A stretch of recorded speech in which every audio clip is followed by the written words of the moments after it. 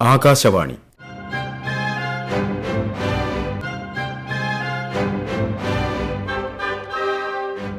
ജില്ലാ വൃത്താന്തം.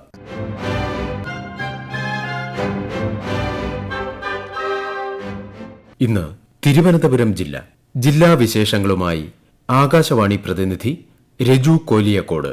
മലയാള സിനിമയുടെ പിതാവ് JC ഡാനിയലിന്റെ പ്രതിമയുടെ നിർമ്മാണ ഉദ്ഘാടനം മന്ത്രി സജി ചെറിയാൻ തിരുവനന്തപുരത്ത് നിർവഹിച്ചു. ശ്രീ തിയേറ്ററിലാണ് ചടങ്ങ് നടന്നത്.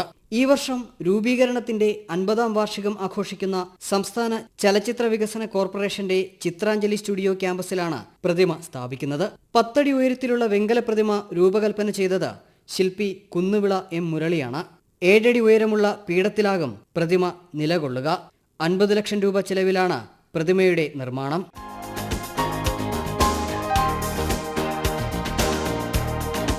സംസ്ഥാനത്തെ നിയമസഭാ സാമാജികർക്കായി ചലച്ചിത്ര വികസന കോർപ്പറേഷൻ ചലച്ചിത്ര പ്രദർശനമൊരുക്കി.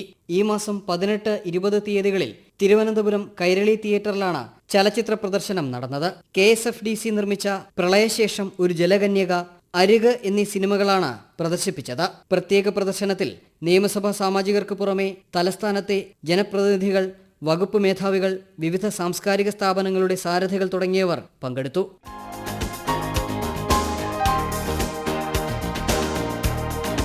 വിഴിഞ്ഞം അന്താരാഷ്ട്ര തുറമുഖവുമായി ബന്ധപ്പെട്ട് മത്സ്യത്തൊഴിലാളികൾക്കുള്ള ജീവനോപാധി നഷ്ടപരിഹാരങ്ങൾ വിതരണം ചെയ്തു.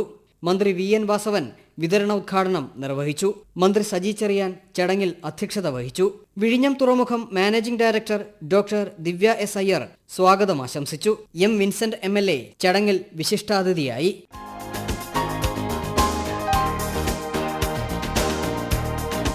കേരള സർവകലാശാല സംഘടിപ്പിക്കുന്ന ഭരത് മുരളി നാടകോത്സവത്തിന്റെ 2ാം പതിപ്പിന് ലോക നാടക ദിനമായ മാർച്ച് 27-ന് തിരുവനന്തപുരത്ത് തിരശ്ശീല ഉയർന്നു. പാളയം സെനറ്റ് ഹാളിൽ മന്ത്രി KN ബാലഗോപാൽ നാടകോത്സവം ഉദ്ഘാടനം ചെയ്തു. ചടങ്ങിൽ ആദ്യകാല നാടക പ്രതിഭകളെയും അവരുടെ കുടുംബാംഗങ്ങളെയും ആദരിച്ചു. ഉദ്ഘാടന ചടങ്ങിന് ശേഷം കായംകുളം KPSCയുടെ നിങ്ങളെന്നെ കമ്മ്യൂണിസ്റ്റാക്കി എന്ന നാടകം അരങ്ങേറി. ഈ മാസം 31 വരെ സെനറ്റ് ഹൌസ് ക്യാമ്പസിലെ 3 വേദികളിലായി ആകെ 10 നാടകങ്ങളാണ് അരങ്ങേറുന്നത്.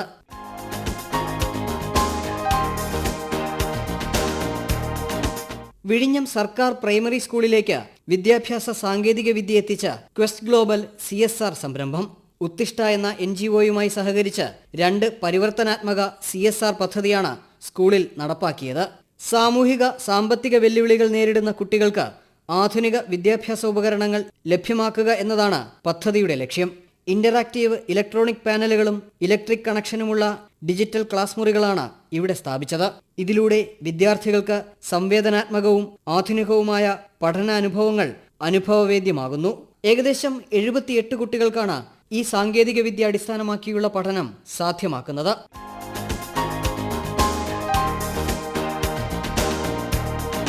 പ്രതിധ്വനിയുടെ ലഹരി വിരുദ്ധ ക്യാമ്പയിന്റെ ഭാഗമായി MLAമാരുടെ സ്പീക്കേഴ്സ് 11-ഉം ടെക്കികളും തമ്മിൽ ക്രിക്കറ്റ് മത്സരം നടന്നു. ടെക്നോ പാർക്ക് ഗ്രൗണ്ടിൽ നടന്ന മത്സരം സ്പീക്കർ AN ഷംസീർ ഉദ്ഘാടനം ചെയ്തു. മത്സരത്തിൽ ടെക്കികളുടെ പ്രതിധ്വനി 11 6 വിക്കറ്റിന് ജയിച്ചു. ടെക്നോ പാർക്ക് ഗ്രൗണ്ടിൽ പ്രത്യേകം സജ്ജീകരിച്ച ഫ്ലഡ് ലൈറ്റിലാണ് മത്സരം അരങ്ങേറിയത്. തുടർന്ന് മീഡിയ 11-മായി നടന്ന ടെക്കികളുടെ മത്സരം പ്രതിധ്വനി 11 8 വിക്കറ്റിന് ജയിച്ചു.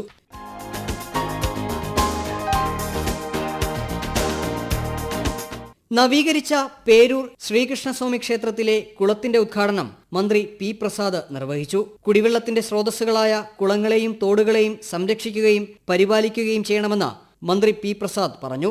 സഹസ്ര സരോവർ പദ്ധതിയിൽ ഉൾപ്പെടുത്തി ക്ഷേത്രക്കുളത്തിന്റെ നവീകരണ പ്രവൃത്തികൾക്കായി സ്റ്റേറ്റ് ആനുവൽ ഫണ്ടിൽ നിന്നും 75 ലക്ഷം രൂപയാണ് അനുവദിച്ചത്.